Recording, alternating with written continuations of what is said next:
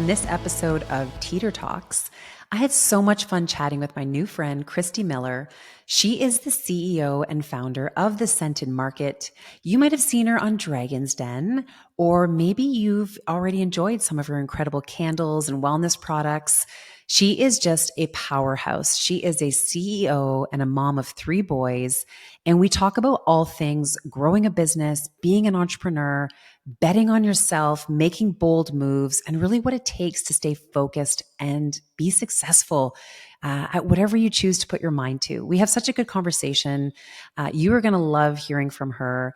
Here is my conversation with Kristy Miller. Hey, Kristy. Hi, Marissa.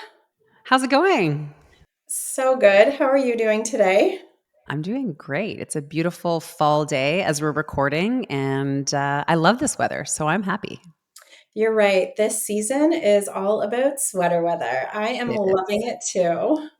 You're so much more brave. You're actually wearing a sweater. I would be so terrified to sweat in all the wrong places as I do these conversations. My body gets nervous, but my mind doesn't. So figure that one out. You know what? You're such a dear friend. I'm not nervous at all. We are going to have a fantastic conversation today. Of course we are. Yeah, we are like newfound friends. It's so funny because we pretty much live in the same town, the same vicinity. You own businesses, you've been operating out of the city, I've been here, and we really haven't crossed paths very much until recently when I reached out. We have a common love of wine and food, so that's generally where we find each other. And you've been so gracious to, welcome me into parts of your business and your life, and we've connected. It's been really nice. And I think you and I have talked about just the challenges sometimes with women in business where sadly we aren't as supportive of each other as maybe we could be. So it's been really refreshing for me to find a woman in business that I can really collaborate with and call my friend. So thank you. Do you feel like we've been friends in a past life or something though? Because I say like, oh, my friend Marissa, but I'm like, you're right. I haven't known you for that long, but I They're like, feel what's like her I've middle been name? friends Yeah. for a lifetime. I do. And it's so funny you say that because I remember right before I reached out to you, I'll tell you why I reached out to you. I read an article about you. I follow you on LinkedIn. I've kind of followed your journey. I know exactly who you are, which sounds a little bit creepy, but I've been following your journey, your success. And I read an article about you, and you talk about your nonna in this article. So, for people who have not had the privilege and honor of having a nonna, it's your grandma in Italian. It's an Italian grandma. I had a nonna. I also have a wonderful meme. She was my other grandmother. I was blessed to have 2 amazing grandmas. But there's something special about a nonna, and you only know if you've had one. And you credit her with so much of who you are and kind of your journey. And I read this article and how you talk about her. And then I read another article about how sometimes you can't talk unless you're using your hands. Like your hands, it's like the Italian in you. And I never forget on my husband and I's first date, we were walking and he just let go of my hand all of a sudden. He goes, I'm just going to let you get this thought out because I feel like you need your hands. And it's so true. Do you like catch yourself talking with your hands all the time? I talk with my hands all the time. Um, I actually went to hand model training for What? a scented market course I had to take. So I went to adjective training and I went to hand model training, and they were like, "You're a natural," and I'm like, "I know, it's the Italian in me. Do you? Don't you understand?" I feel like, okay, this is hilarious because you're a hand model, but I was a foot model a long time ago, which we'll talk about at a different time and place. But I find that so funny to think that this like just natural ability to use your hands has come. And look at me, my hands up. Like I try to keep them under the desk, but it's up over my face now. Um, that's amazing. So I knew we were kindred spirits from the moment I read about you and I reached out, and the rest is history. But you have such an amazing story, and the more I get to know you, you're just so honest and open and forthcoming about your life and your journey, which has been quite the zigzag of ups and downs and pivots. I want to go back. I want to talk about little Kristy because I'm wondering if you look back on her and it was so obvious that she was going to be the CEO of a successful company one day. Like, what was little Kristy like? I definitely think that I was a very strong personality for my Nona to handle right from the get go. No doubt about that. I always had an opinion. I always had a Mm. strategy. I was a bit of a thinker, but I was more of an action taker.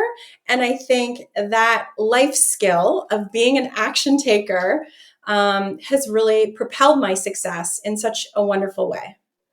That's amazing. It's so funny, these skills that we have of kids. And I know I've told this story before, but my mom tells a story of how she called my grandmother, telling her at a very young age how like stubborn I was, how difficult I was, just kind of very kind of stuck in my ways and sure about certain things. My grandmother said to my mom, "No, no, no, no. She's not stubborn. She's determined." And my mom said from that day on, I just had to reposition how I was seeing these behaviors, because ultimately these are little behaviors that will serve me as I get older, to be determined and sure of myself. And I mean, the world is going to beat confidence out of us anyways. So, yeah, it is kind of funny to look back. And what were, when you were a child, what did you want to be when you grew up? I actually didn't have any thoughts of what I wanted to be because my nonna was a nurse in Guelph. Mm, And she was the head nurse at St. Joseph's Hospital. wow. She had quite an incredible career. So I just growing up thought that I would become a nurse too.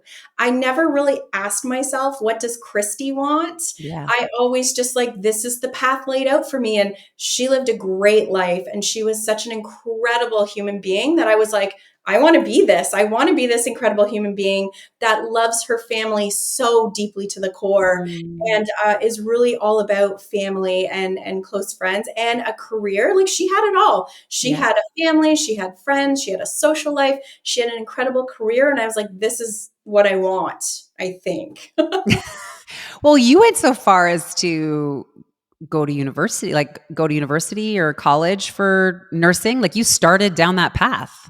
Yeah, it was the last year actually that the university program was offered through Right. Conestoga College. And so I did complete my first entire year.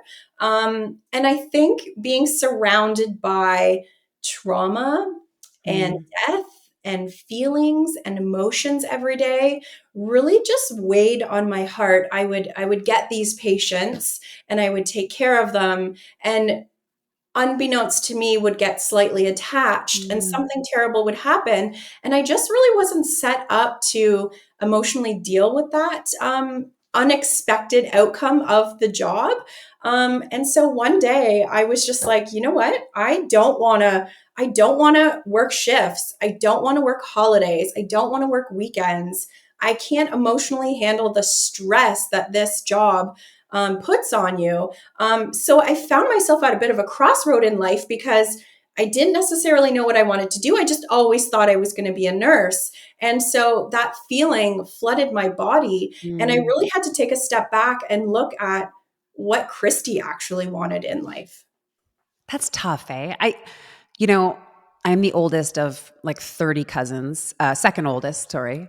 And I look at some of my cousins and I feel bad, because if you don't really know what you want to do, or if you feel like you thought you did and now you have to change gears, that's tough. Like that takes courage and the ability to kind of sit with yourself. And I mean, and forget just schooling. I mean, there are adults out there who are doing things because it seems like it's too crazy or too hard to turn back or ask themselves what they really want. But you did. You sat with yourself and you decided what you want.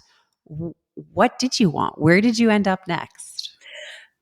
That's quite the story because I decided I wanted to be a business owner. I Hmm. decided I wanted to be an entrepreneur. But no, I'm going to date myself. 20 years ago, being an entrepreneur was not romanticized like it is today. Nope. I literally was the failure of the family. I dropped out of university to be this entrepreneur. Nobody even knew what that meant. They knew I was going to be unsuccessful at that journey. I was frowned upon. I was the black Yeah. sheep of the family because I looked at as like, well, she's 20. What does she want to do or be now? Or what does that even look like? And so I actually started my very first business, and I was driving a food truck. I love this. I love it. I can totally, even though I've seen pictures of you in front of your food, I could just totally picture you doing this, like rolling up and bringing so much joy and energy and, feeding people part of your love language because I know how much you love to cook and serve. And so, but I'm kind of curious how you got to a food truck. Like, was it just an idea you had? You're like, I'm just going to do this and I'm going to get a truck and I'm going to drive around to construction sites and businesses and feed probably 95% men all day long. Yeah, that was an interesting journey. My grandfather on the other side of the family, he actually owned a restaurant in Guelph, and Okay. I would go in and help out on the weekends, and he'd make these big, huge vats of chili, and I'd be up on a stool, and I'd be stirring the big pot. The pot was bigger than I was, and these trucks used to just pull into his restaurant and pick up cups of chili, like hundreds of cups of chili and sandwiches and all this stuff, and then they'd take off. So as the restaurant grew, my grandfather got into food trucks, and they called him Mr. Boo. So he was known as in Guelph as Mr. Boo, and so I saw these trucks come in and out all day, every day. It looked fun to me. And then all of a sudden, there was a gentleman that was retiring in the industry and asked me if I wanted to come out and take a look at his truck. And so my boyfriend at the time, who is now my husband, That's came out amazing. with me and showed us the truck, and it was an old truck. It broke down every single day.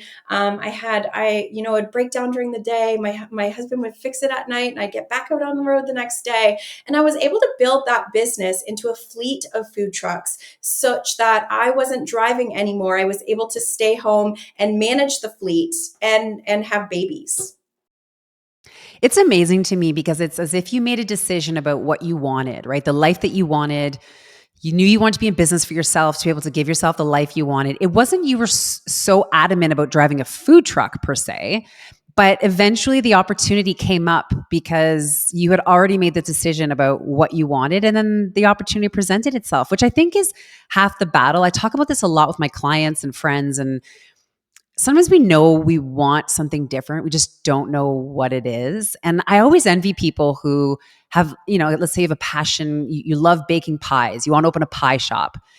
Figuring out what exactly you want sometimes is 90% of the work.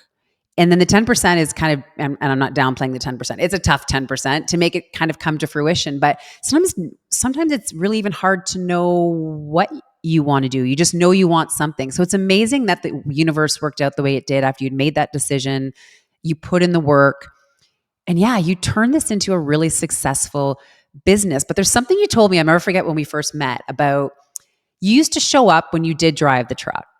And people just assumed you worked for this company or someone else. You just drove this truck. They had no idea you owned this entire company. And you just kind of went along with it. You didn't really correct anybody. You just kind of let them assume that you were just working. Let's talk about that. Why, when you look back now, why do you think you did that? So I'm just going to throw it out there and say everyone thought I worked for a man. Yeah. Everyone thought I was making money for the man. And I think for me, when because I was only 20, 21, 22, Yeah. I think for me, it was just easier Mm. to hide in the closet as a successful female entrepreneur than it was to explain to every single man that came to the truck that I own the truck and that my paycheck was my paycheck. I think I hid in the successful closet for probably 20 years because I didn't come out until very recently. Mm. And I didn't see the value that I held within myself. And so, honestly, I would say to people, "Oh, I won a trip," or I was going somewhere. We bought a boat. Oh, well, my grandfather gifted it to us. Like I would literally make up these lies because I didn't want people to know that I actually bought it with my hard-earned money. And I think I was so scared because I thought that in a heartbeat, someone would take that away from me, or I felt like it Mm. could be taken away from me. Where that feeling came from, I'm not sure. That's probably some deep childhood trauma that I haven't dug into quite yet. But I just felt like I didn't want this incredible life that I built for myself to be taken away because I felt like it was too good for me.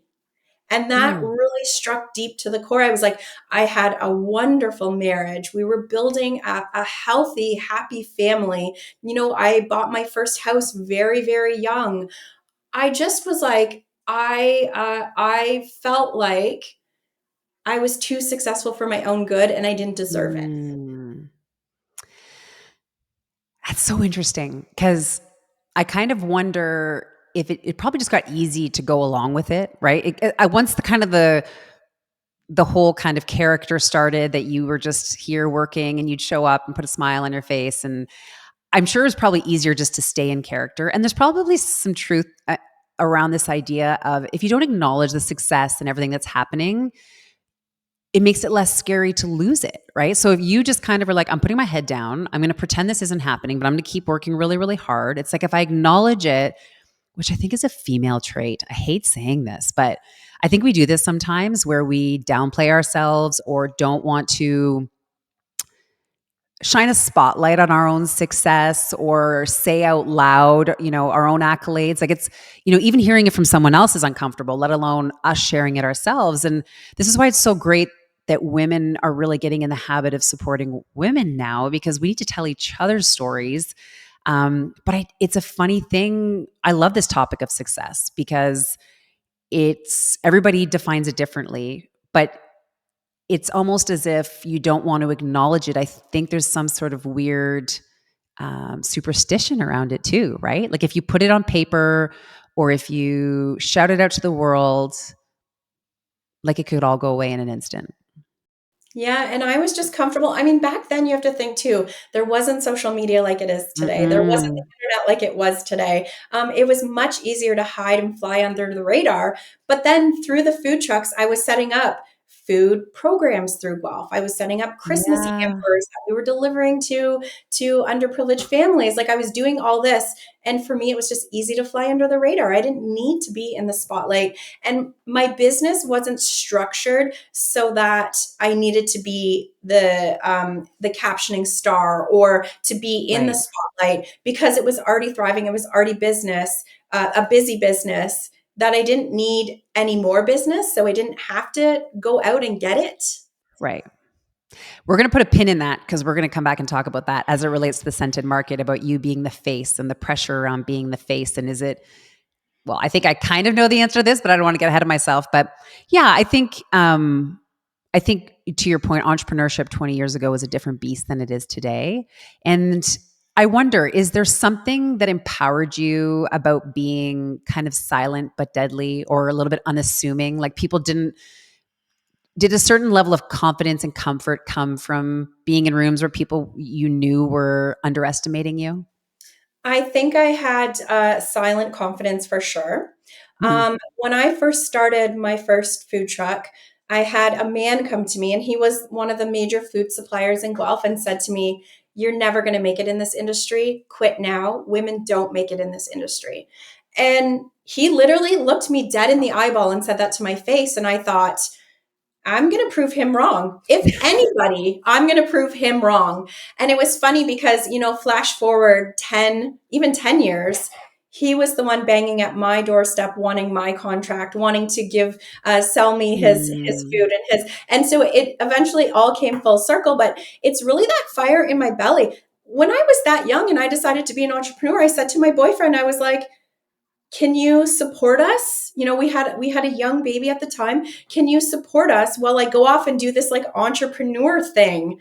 I don't know if I'm going to make money. I don't know, it could be a year, it could be 3 years, I'm not sure. And he, bless my husband now to this day, was like, yes, I will support us. I will do whatever I can possibly do to set you up for success. And you know what, Marissa, from the day I jumped into that truck, the very first day, I made money. I was financially successful because I had in my head that I was going to do it. I was going to work hard. Didn't matter what it took. I was missing funerals. I was missing birthday parties. I was missing anything, field trips at school for our oldest, because I knew I had to work hard. And every single customer on that route, I had 80 stops in 8 hours. Every single customer knew that I would show up no matter what that day to make them their coffee that morning. You work really well with a good chip on your shoulder and fuel in your tummy. Seriously.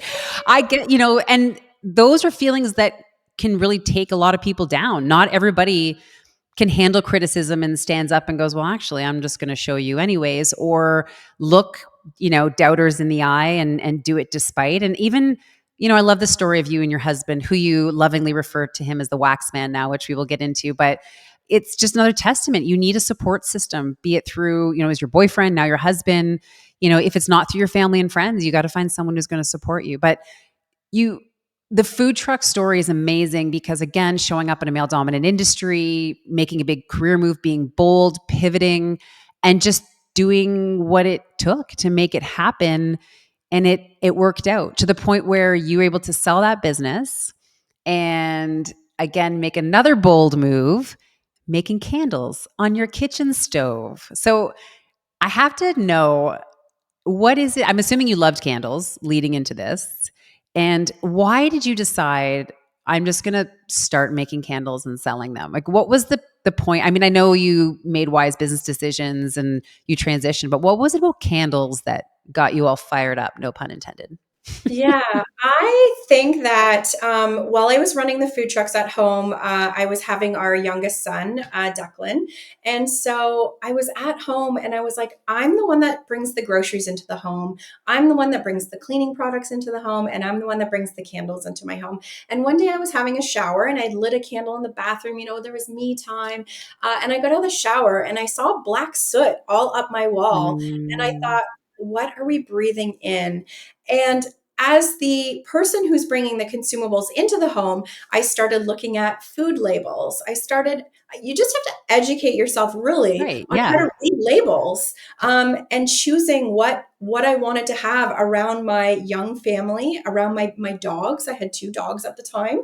And so really it was my love of candles, but also it was my like, ew, what am I bringing into the home? Like, what kind of toxic candles am I buying and subjecting my baby to and my dog to? And so I never made a candle to sell it or to create a business. Really, it was just a fun little project for me at home.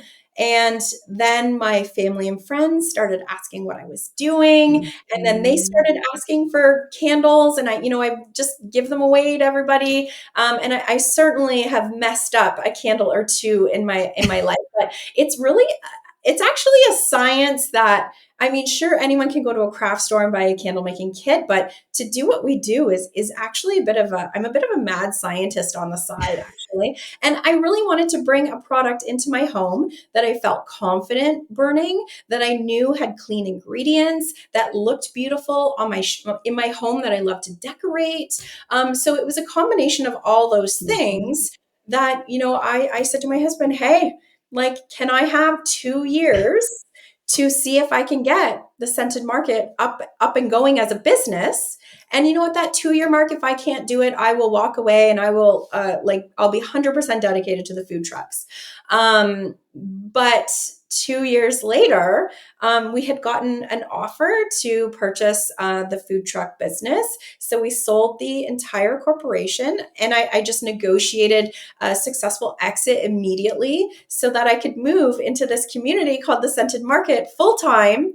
And what a blessing it was. It's amazing because the scented market in a few short years is now on track to being, an over $10 million company. You have 3 locations. You ship worldwide, very successful. You've been on, and I want to say the shopping channel. It's not called the shopping channel anymore. What's it called again? So it's TSC and it's the Yeah. shopping channel, but it's called Today's Shopping Choice now. They've Right. rebranded. Yeah. Okay, thank you. And if anybody knows, getting on that show is not easy, and it's a whole prescriptive science. Speaking of being a mad scientist, um, you have amassed a group of employees. You've just signed deals with the real Canadian superstores. I mean, you are growing fast. You've won many awards. And you've built something that started off as an idea to better serve and take care of your family, which I think is amazing. And I'm going to read this so I don't screw this up, but all of your candles are handmade out of natural soy wax. They're cruelty free, free of, oh my God, I'm going to screw this up. Phthalates, Phthalate, parabens, phthalates free and of parabens. dyes, gluten, vegan friendly. Like, who knew all these things were in other candles? Like, I read this list and I go, oh my goodness, are these things in other candles? And so you really set out to build something that people have obviously gotten behind, because you have built not only a successful business, but a whole community of scented market followers and lovers and consumers. Talk to me about the journey you've been on to get to this point and where you are today. I really believe that when I first started the scented market, I wasn't out to sell you a candle. I wasn't out Right. to make money. I wasn't out to push a product in your face. I was really out to just build a community. Hey, is there Mm. more women out there with kids, without kids, with dogs, without dogs, who just really want to look at the ingredients in their candles and wanted to enjoy home decor tips and tricks? And so I think building the community I've built was really the solid foundation of our business, because you're right, we Mhm. do have lots of brand evangelists that, tune in to every channel and, show up to our live shopping events or our VIP nights. We do a ton of stuff in the community, Mhm. and that's really what fills my personal happiness bucket, which in return fills my professional bucket. And I think 20 years ago, did I ever think I would be the CEO of a candle business? Not in my wildest dreams. But what a blessing it's been today. And I've been on some pretty wonky paths, and I'm learning and I'm growing as a leader. And I don't think I can attribute my success to just, putting my head down in a book. I didn't go to business school. I didn't do the traditional routes. And people along the way have gifted me with time or advice in Mhm. order for me to be able to grow my business. And so now I'm in a position to give advice and to give time to help other women in business, people in business grow, because I recognize that if it hadn't been for that 10-minute conversation I had about wholesale with someone, I wouldn't be where I am today. So I'm in my give back era. And you do. I so enjoy your content so much. You put a lot out on leadership, which is a topic I'm very passionate about, and just, balancing being a mom of three and a CEO and all of your other commitments, being a good friend, a good community member. Let's talk about that for a bit. You are very passionate about what leadership means and how it shows up. How would you define a good leader? I think a good leader is someone who puts themselves at the bottom and really gives to their community, to their employees. I don't see myself as like up here leading. I see myself like standing alongside my team and all of us leading and growing together, because it warms my heart to be able to build other people and build my team so that they can be leaders as well. And it's so true, because anybody who follows you on social sees how dirty you get your hands, for lack of better. You're out there doing the shows, you're out there talking to people, so involved in packaging, marketing. It's evident that you're submerged in your business in many different ways, and you're really there to be part of it and grow it, by getting your hands dirty in it, which I love. I love um, that type of leadership as well. What about being a CEO and a mom? And I always hesitate saying, how do you balance all that? And you know, um, the reality is, you just do. I'm sure you find a way to make it work, but how does it work for you? Like, when you look at your ability to do all these things, you already talked about having to make sacrifices sometimes and maybe working that extra weekend or evening or doing different things, but how have you really figured out how to make this work for you right now? Because I'm sure it changes and evolves as time goes on. I think it's about teaching my kids that entrepreneurship is a wonderful thing, but it doesn't come easy and it's hard work. So, Mhm. by teaching my kids that we have to sacrifice events, we have to sacrifice things, mommy can't make it to every single hockey game. it really sets them up for success in the future, knowing that the only way they're going to get places in life is to work hard for it. And so I don't think of balance as like a teeter-totter scale. I think of it Mm. as I just include my family in the chaos, and we Mm. all thrive and we all rise up together. So, yes, my schedule's packed, and typically I don't ever miss a hockey game, but I certainly bring my laptop to every single hockey practice, and I'm working while they're on the ice practicing, or while I juggle as much as I can. And they understand. They're like, if you ask my boys about me, the first thing they'll say is, my mom works hard, but that's why we get to go on family vacation, or Yeah. that's why we get to play sports. Because sometimes, and if I date back to the food trucks, when we donated these Christmas food hampers, my oldest at the time didn't even realize people didn't have food. They just Mm. thought when you open the fridge door up, there's food. My kids don't second guess that there may not be food in the fridge one day, or that they're not going to wake up and there's going to be breakfast on the counter. They just think that's part of normal life. And so I think it's teaching them that we're privileged, but we're privileged because we work hard. And in order to be successful, have food on the table, we need to work hard. I love that. What a great piece of advice to include your family in the chaos. It's so true. You're going to have to do these things, have them show up with you, have them see you in action, help them get their hands dirty in the business. And it is really important to teach our kids the value of hard work and the impact that it can have. And sometimes that hard work you don't see the results right away. Teaching them how to be patient to see the results of our work, and that you're working towards something with a future benefit, right? That delayed gratification, which I think a lot of our kids and even adults struggle with. But I love that. That's such good advice, is to involve your family in the chaos. I did skip over one really great part of your journey. Is you appeared on Dragon's Den back in 2022. It was during the thick of COVID. Mhm.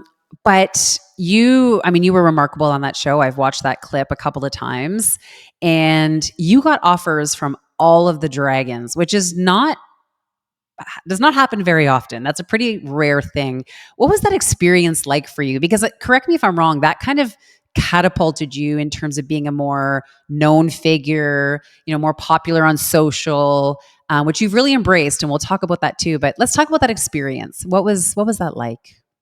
Interesting that you ask. And you probably don't even know this. I actually auditioned for Dragon's Den in 2018 when my business Oh, was only like 6 months old. And I'm oh my goodness. so glad that they said no to me then, because I really had no idea what was going on. So I think as part of my journey in the scented market, I typically find myself doing things other business owners or other candle business owners don't do. And that's where I Mm, thrive. I really personally thrive in very stressful situations. And so Dragon's Den reached out to me and asked me if I would like to audition. And so my producer saw something in me that at the time I didn't see in myself. mm, And they really I had the confidence, but they gave me the confidence to stand up and tell my story. I mean, mm, our Dragon's Den, like that whole experience really set me up for success in such an incredible way. It forced me to look at the numbers in my business. It forced me to look at the analytics. It forced me to learn the analytics so that I could stop making business decisions from a gut instinct, which, like, at that point, I was running a $2 million business from a gut feeling. I had no idea what my numbers were. I just knew I woke up every morning and there was money in the bank account. So that was a good thing. And so Dragon's Den really catapulted the scented markets journey, but also my personal journey as a mm, leader, because I was able to start making not smarter business decisions, but more accurate business decisions based on analytics. And that is what is setting us up for success now. And that's how we're able to now take on these larger accounts, bring on these larger partners, because I learned how to read the numbers and analyze the Mm. numbers and decide if the numbers are good or bad for us. And so it was such an incredible, you know what? It's interesting because I filmed for an hour and 30 minutes. So TV edits that down to 5. So the other hour and 25 minutes, all 6 dragons kept referring to me as Martha Stewart. And at that time, I was like, wait a second, didn't she go to jail for tax evasion? Oh, no. You're like, I don't know if I like this analogy. Yeah. Yeah. Of course, I've done my digging on Martha Stewart, Mhm. and she's a very well-known, famous lady in the States. Of And course, so, yeah. but now I'm like, they're comparing me to Martha Stewart. That's really interesting. And I think I just really connected with them on a deeper level. Like TV makes it very scary and Mhm. very nerve-wracking. But I was like, hey, dragons, like you're a person, I'm a person, like let's grab a cup of coffee and chat. It was really an easy conversation. And I think that they just, they appreciated my honesty, my transparency. If I didn't know the answer, I said, hey, I don't know the answer, but I'm gonna look that up and I'm gonna know. But I went in there knowing my numbers, knowing my answers. And I guess they were just really impressed with my friendliness. I mean, who's not? But yeah, it did not look like you were nervous one bit. It looked like you were having a blast, which to your point probably made it more enjoyable for them because I suspect people get very nervous up there. Oh my gosh, you just said so many things that I love. This idea of, you actually auditioned 4 years prior and got rejected, but didn't stop you. You were like, well, I'll be back. And I mean, sometimes these lessons from the universe where the universe isn't saying no, it's just saying not right now or not like this. And many people would have gotten discouraged. And I love that you kind of just took that to fuel the fire in your belly and kept going. Um, I really think there's something about the gut feeling of entrepreneurs that's magical because I do think a lot of entrepreneurs, and you and I kind of talked about this, like there's so many elements to a business that to know every single part of your business inside and out and keep track of everything, there's a lot of balls being juggled in the air at any given time. To be an expert in all of them is really hard. At some point, you have to start outsourcing and getting help and focusing on the activities that you're really good at and that really help drive the business forward. But it's amazing how something forced you to start looking at the numbers and then what that did to catapult you. But the fact that your gut got you to a $2 million business says a lot about, your ambition and all those other things that make you you, because you were so determined, you were doing all the right things, and it lined up to be able to tee you up for that opportunity. I mean, not all people end up on Dragon's Den and ultimately make themselves into something after that. It doesn't mean everyone's an immediate success, even if they get the dragons buying into them. You really leverage that to for good, and it's very impressive. Well, and I think too, that was almost like my coming out of the closet party because Yes. I was forced, or I showed up on national TV all across The Canada secret's out. Yeah. telling people how much sales we were doing, telling people profit on those sales, because at the end of the day, the sales don't really matter if there's no profit. So telling people how much profit I had, it was really one of those moments where I was like, okay, Kristy, you have to own this now. I seen maybe a handful of women come into my life and see value in me where I didn't see value in me. Marissa, I just thought, well, doesn't everybody who start a business build it to 7 figures, 8 figures? Like, why am I so different? And I just thought that was the norm. I mean, Mm. I built the coffee trucks from scratch, built it to an 8-figure company. I started the Center Market from scratch, built it in my single car garage. I was doing $1 million in my single car garage. And it was interesting because at that point, I was like, maybe I am different. And people would cross my path and say, oh, you're so lucky. And I was like, well, I'm not lucky. Like I Wait worked a my minute. for this. Like there was Yeah. no luck here. People say, how did you build your Instagram? Well, I literally spent 40 hours a week on Instagram building it. It was a job. And so now I'm able to confidently and respectfully clap back a little bit more. Whereas Mhm. 2 years ago, you would have been interviewing a completely different person who was ashamed of her success and Mm. ashamed to take the spotlight, which I'm so glad I So I'm so glad. I mean, I'm just, as you were telling me that, I'm picturing people watching the episode of Dragon's Den who know you, like people who you know in your life, and going, I'm sorry, she's worth what? She makes how much money? Like, I suspect that you were just driving around town very unsuspectedly. People thought you were making candles out of your single car garage. And it's almost like that moment forced you to be comfortable with you and really kind of forced you to start looking at yourself. You were so busy working kind of in the business as opposed to on the business, which you were ultimately the face of the business, but didn't really focus on all the unique things that you brought to the table, because that's what makes one business succeed over the other. It's the person. I mean, you hear that on Dragon's Den, Shark Tank all the time. They're buying into the person. They love the business idea, but they definitely turn down what could be pretty successful ideas because they can't buy into the person behind it. And so I'm glad that you figured out your secret sauce, which is you, and that people are telling you and that you're receiving that. Because I think a lot of us have gifts that we ignore. We ignore our gifts. We don't tap into them. We don't leverage them. We don't let people see them. And I 100% think that's what makes you so magical. Is I think you've really figured out how to harness these gifts, and by harnessing them, now you're sharing them, which is amazing. You're giving back what you've now learned about yourself. Well, and I was also like, why is everyone else seeing this in me, but I'm not seeing it in me? So I think it was just a lot of like internal work um, that I did on my own to be Yeah. like, okay, Kristy, like you are special. You do need to recognize that, you can do these things. And people say everything you touch turns to gold. Well, I only touch certain things. That's why I don't touch Right.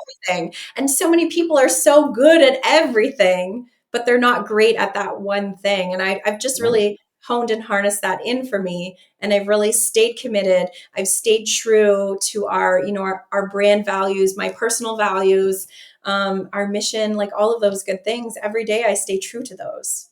Yeah. And you show up on social every day. It's almost like we get like a good morning from you every morning, which I love because I'm like, oh, I wonder what she's going to talk about today. And let's go back to this conversation that we started off the top about you being the face of the brand. Dragon's Den definitely catapulted the eyeballs on you, and it was out. You were out of the closet. You are a successful, amazing woman with wonderful skills and incredible entrepreneurial abilities. And you show up on social media every day and talk to your audience and show them glimpses of your life. It seems like you love doing that. You're very good at it. Is this like a necessary evil? Like, is this something you would outsource if you could, given the day and age that we're in? Or do you legitimately love this part of the job? So I think of my good morning story as part of my morning routine. It's not a Mm. task. It's not a job. It's not something I dread doing. It's just like I get up, I have a coffee, I shower, I get dressed, I brush my teeth, I do my story, I get the kids on the bus, I go to work. It's not like something that is pulled away. And I think because of my Nona always taught me communication is the key to a successful relationship, whether that's personal, Mm. whether that's professional, whatever that is. And just like, Waxman and I get up and we have our coffee in the morning together and we like talk to each other about, okay, what's happening today? What's for dinner? What are we doing tonight? What are our plans? What are we doing this weekend? I kind of come at the relationship with our community exactly like that. I'm like, hey, this is what I'm doing today. This is what's going on. This is what you should look out for. This is what, I'm thinking of today, or what's happening. And it's just a really honest, quick 30 seconds of making a very confident, consistent approach to communicating with my community. It's consistent. They know I'm going to show up every morning. If I don't show up in the morning, I'll get messages like, "Are you okay? What's happening? We didn't hear Where you did this she morning." go? Yeah. Yeah. And you know what? I think some days I don't feel like doing it, but then I get on in the morning and I say, "Good morning. Like, not feeling it today. Check in with you tomorrow. Have a great day." And just like, I'm a real person too, Yeah. and I show up as a real person. And I think that's the difference. It's interesting, Marissa, because when people in our community run into my teammates. So if one of my team members is saying, where do you work? Oh, I work at the Scented Market. They'll say, oh, is Kristy like that in real life, just like she is on Instagram? And they're like, yeah, she is like that. And You I are am. like that. If I'm Yes. having a bad day on Instagram, I'm just going to be like, okay, peace out, Instagram. And yeah, I'm a real person. I have real problems. And I like to show up that way. And I think there is something to say about the transparency and the vulnerability of being on our Instagram channel, because you're not always going to get candle content. It's so funny because why do we do that? Like, why do we meet people and go, I wonder if they're the same. I wonder if their face is going to look like the pictures they post on the internet. But you're exactly the same person. You bring more energy in person and you're so lovely. And I suspected your answer was going to be that you love doing it and that you do it because it's important, because that's how it feels to those of us who watch it, is that you're really showing up because you want to. And your community is incredible. It's a testament to the products. It's a testament to the company and your customer service and your focus, and how mindful you've been about curating the right types of products, from the scents to, the different product lines. You have quite the following, and not every product creates that type of following unless people are getting a real experience out of it. And I think your community is really getting that experience because they're getting to experience what it is that it means for you and your family. It's really amazing to watch the engagement with you and your community. It's incredibly powerful, and I encourage people to join the community because there's a lot of great things happening, and obviously the products are incredible. Which I'm curious, do you have any favorite scents? Because I have a favorite, or I've already been petitioning for my bleach scented candle, which maybe you'll make for me one day. But Oh, Marissa. uh, You know what? My everyday, of course, I have seasonal favorites because we drop mhm. seasonal collections, but my everyday favorite, it's called Just Breathe. And it's a blend of Mm, peppermint and eucalyptus. And for perfect. me, it puts that pep in my step. In the morning when I get in the shower and I use our Just Breathe body wash or shower gel, and then I use the Just Breathe sugar scrub on my legs, and then I jump out of the shower and I put the Just Breathe body butter on. Like, it's like a whole routine morning that I love. The peppermint and eucalyptus just really invigorates me and gets me going. Yeah. But our most popular scent is eucalyptus lavender, and that's my bedtime routine. And I spray my pillows and my bedding with the scented spray, and I light the candle in our bedroom, and it's such a calming. Yep. We've even infused pillows with our eucalyptus lavender scent, and so it just sets the mood for me. I'm a mood setter, and I like different scents for different moods. When I first started the Scented Market, the reason, other than all the great reasons, another great reason is I couldn't find a really great coffee candle. And so I Mm. was like, why can't I find a coffee candle that I like, or that smells great, or that looks beautiful? And so nothing happens in our house before coffee every morning, even though I drink decaf. This is So I'm another reason why we're kindred spirits. It's like yeah. coffee, Nona, yeah, all the Yeah, good I stuff. created a candle called But First Coffee, and really, that's the very first candle I've ever created in the Scented Market. And so I Amazing. light that candle all afternoon long because my brain thinks I'm getting coffee, but I'm not actually getting coffee.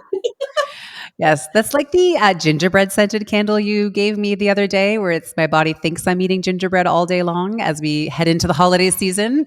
Yeah, I love your candles because they burn. I mean, this is not an ad, a sponsored ad by any means. Well, it should be. I can promote whatever I want. Um, I They burn so well and the scent is so good. I just hate buying candles and I'm like, I can't smell it. I can't. Where did the smell go? I like some potency, not too much.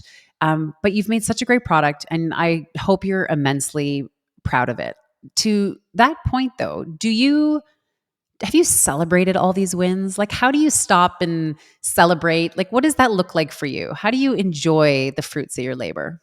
we celebrate every win, big or small, every Yeah. single win, whether that looks like I am unsuccessfully trying to pop a bottle of champagne on Instagram stories.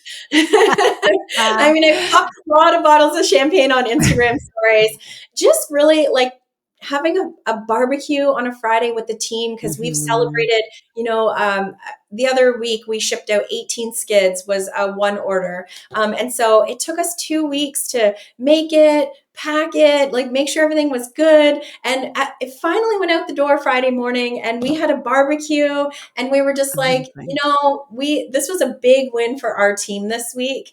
And so maybe just including everybody in the small wins because you go through day to day and we get the no's, everybody gets the no's or the, oh man, I wish I had gotten that contract. And so I think it's so important that we remind ourselves, when we do get those wins, big or small, like they really are big wins, even the small ones.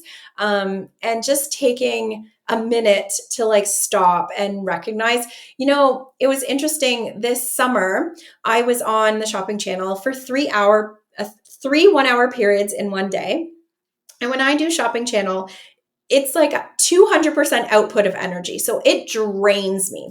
And I was leaving for holidays that night. I was flying over to the south of France on my own to meet a girlfriend. And so I got onto the plane. I did my whole day at the shopping channel.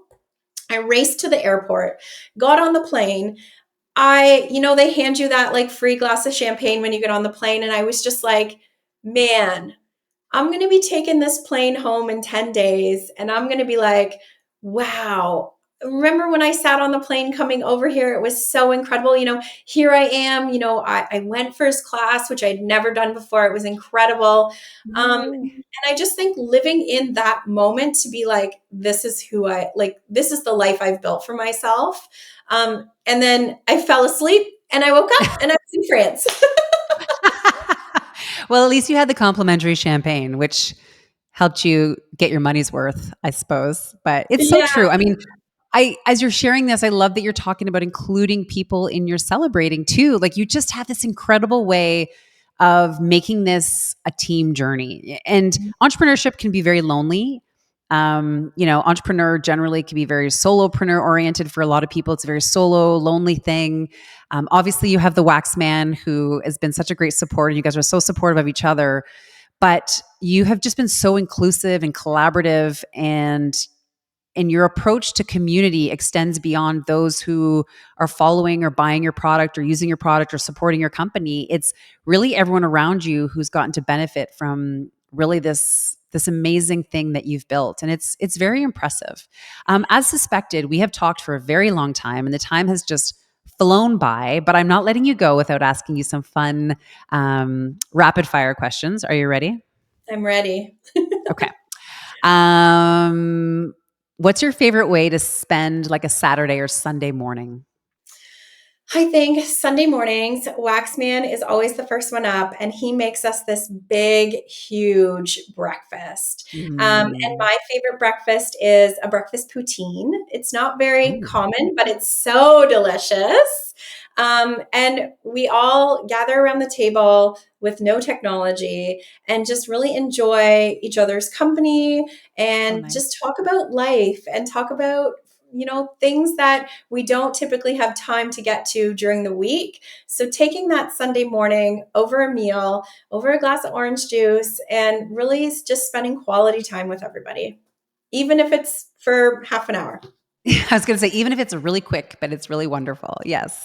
Yeah. Um, to build a great business, you must. Be dedicated and work really hard and be focused. Focus, I think, is the key, and working hard. There is no easy button. It doesn't exist. There's no magic wand that you can wave. It really, truly is hard work, dedication, and focus. Focus is a big one, I think. It's easy to be distracted or discouraged, but to stay focused is so powerful. What is your favorite hobby or pastime outside of the scented market? Ooh, okay. So 2 years ago, I had a spinal cord injury that You almost left me did. paralyzed. So before that, I actually, in my younger days, was a horseback rider. I rode English, a jumper. I won many of championships, and I own my own horse. And Mm. so that's always been a love near and dear to my heart. Lately, I've just really been focusing on my health and exercising, even if it's just getting out for a walk every day in nature or just down my street, and the sunlight and the light and being outside. So I hope one day to have a horse again, but for now, take just looking after my health and my family health. Yes, that sounds like enough mouths to feed right now. So I suspect you will have a horse again if you want to. I would not be surprised. What is your greatest weapon as a mom of three boys? The ability to negotiate. Ooh, yeah. Everything is a negotiation. Everything is a conversation. And I think teaching them that it's okay to negotiate and having a healthy, respectful negotiation is really the key to being a mom and a troubleshooter. And it's a good life skill. It is a good life skill. I mean, my kids, well, my oldest is getting to the age now where her negotiating skills are a little bit too good. Like she's coming up with arguments that are way too smart. So it's keeping me on my toes, as I'm sure you're seeing with your oldest, and maybe even my youngest. I mean, yeah, you can't underestimate the little ones because they'll catch you off guard for sure. What is some advice you wish you could go back and share with your teenage self? Oh my goodness. I would have to say, hang in there. It's going to be okay. You are put on the planet and in this universe for a reason, even if you don't Mhm. understand it at this time. The struggle is real, but is worth it. And keep Mm. on continuing on with a positive mindset and a kind heart. Yeah. It's hard when you're a teenager not knowing what your bigger plan is, but sometimes you just have to push through. That's really good advice. For the foodie in you, what is your favorite meal to cook? Oh, what is my favorite meal to cook? I was going to have to say breakfast poutine is definitely my favorite meal to That receive. sounds Um, good. my boys and Waxman love when I cook like my version of a butter chicken dinner. They find Ooh, it very comforting. They find it very like they're filling. It's not an argument. Everybody loves it. Everybody over yes. in seconds of it. So I feel like it's a good meal to cook if someone's having a bad day or if it's really cold out and nobody really has, any idea what they want. That's my go-to. And that's what the boys say that they love when I cook. That's so funny. It's probably one of the few meals my entire family will eat. My kids even like taking it to school in their thermoses. Mhm. I don't know why though. My kids continue to get 1,000 pieces of rice on the ground every time we eat butter chicken, but we're working on that. Right. And I Yeah, mean, it's my that's a version. meal. So I'm like, it's not authentic in any way. No, It's just Kristy's homemade version. that's perfect. That's yeah. I mean, it's different every time, right? You put a whole bunch of different stuff in there. Well, Yeah. Kristy, this was amazing. I had no doubt that we were going to have good conversation. You are so easy to talk to and listen to, and I hope people who are not following you will start to follow you. You share so much in the way of great advice and insights, and you offer really great products to give us a wonderful experience in our lives. Like just think of why we light candles and how we feel. Yeah, I'm so impressed with you and everything you're doing. Where can people find you? Marissa, it's been such a pleasure chatting with you. You can find me on Instagram, Facebook at The Scented Market. All of these channels, TikTok, YouTube, all of these Yes, channels. You can also check me out on my mom business life at Dashing Kristy. And then The Scented Market, we have our website. And Marissa, you know what? We should do a code in the comments for your viewers to take advantage sure. of if they've never shopped with us before or they want to try a new product. We're going to leave a code for you to give to your viewers. That sounds amazing. I think people will enjoy that. And yeah, go out and try something new and support this amazing community. And I look forward to seeing what you have up your sleeve next, Kristy. I have no doubt there's big things coming. And, we will continue to grow our friendships and keep in touch. So thank you for doing this with me today. I am grateful. Thank you for the wonderful conversation, Marissa.